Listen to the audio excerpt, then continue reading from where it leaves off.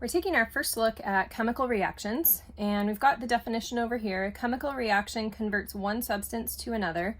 So for example, converting sodium and chlorine into sodium chloride. And it's always going to involve breaking bonds and forming new bonds. There are some things that we will see when we have a chemical reaction. And if you've watched the video for the formation of sodium chloride, you've maybe seen a couple of those things.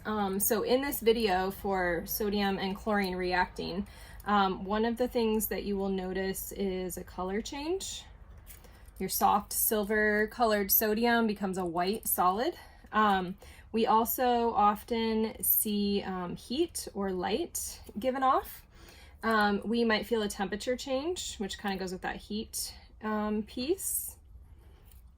You might see bubbles, like if you mix baking soda and vinegar. Or you might see, like here, we had a solid and a gas and suddenly everything's a solid. So solid, liquid, or a gas might form.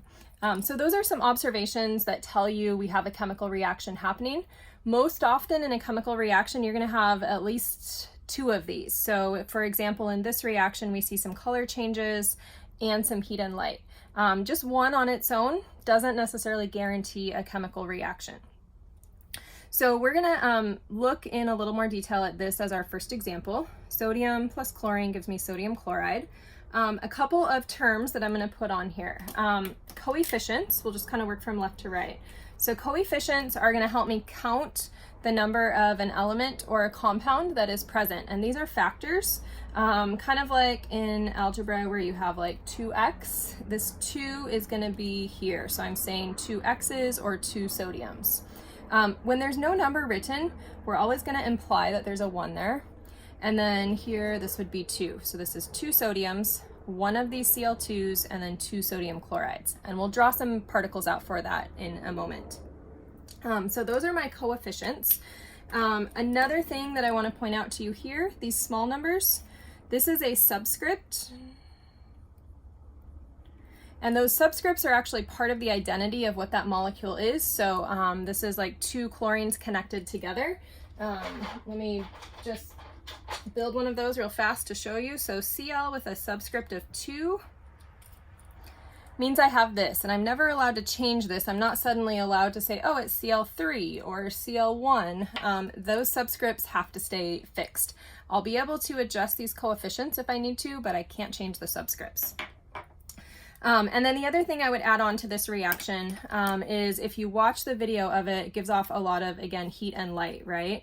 And so you see a ton of energy given off in this reaction. And every reaction will either release energy or absorb energy. And we'll learn more about that at the end of chapter 5. So if I just kind of go up here to our triangles that help us connect things together, in a video, if you watch this, we'll have a chunk of sodium and then a bunch of chlorine gas that sodium gets put into, and then we get a ton of energy, heat and light given off, and we get our products. All right, and we go from this S here stands for solid, G is gas, so this is my chlorine gas, and then I get a solid at the end of it.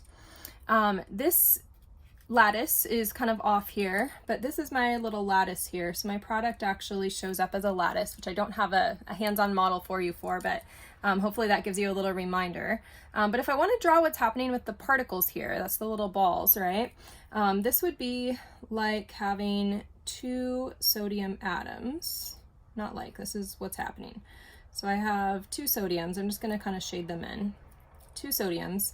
And then I have a Cl2. So that is 2 chlorines connected together. So I'm just going to show you, these are not to scale relative to each other, but 2 sodium atoms, and then here's my Cl2 molecule.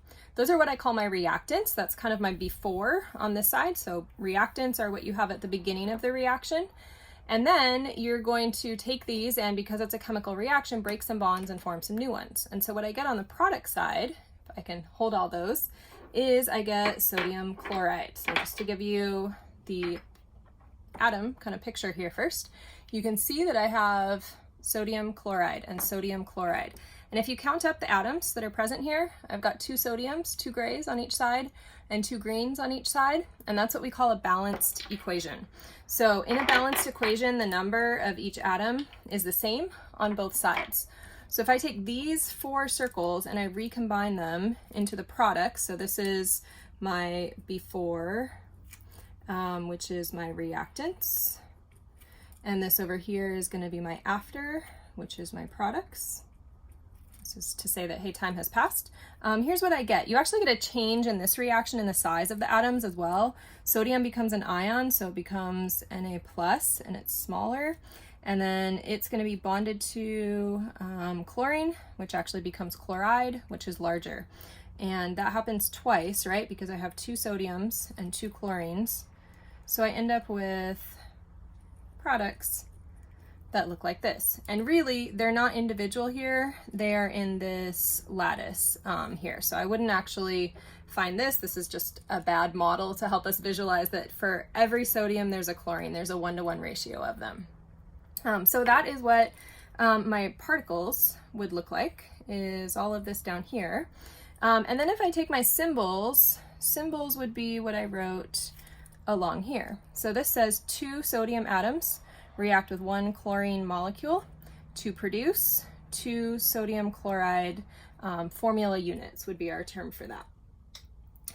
So that is some of our basic terms associated with our chemical reactions. We will be on future slides talking about how to determine these coefficients. And you can practice down here. The coefficients are 1, 1, and 1. So you could practice doing some of these particle drawings for this magnesium fluoride reaction down here. And that wraps up this slide.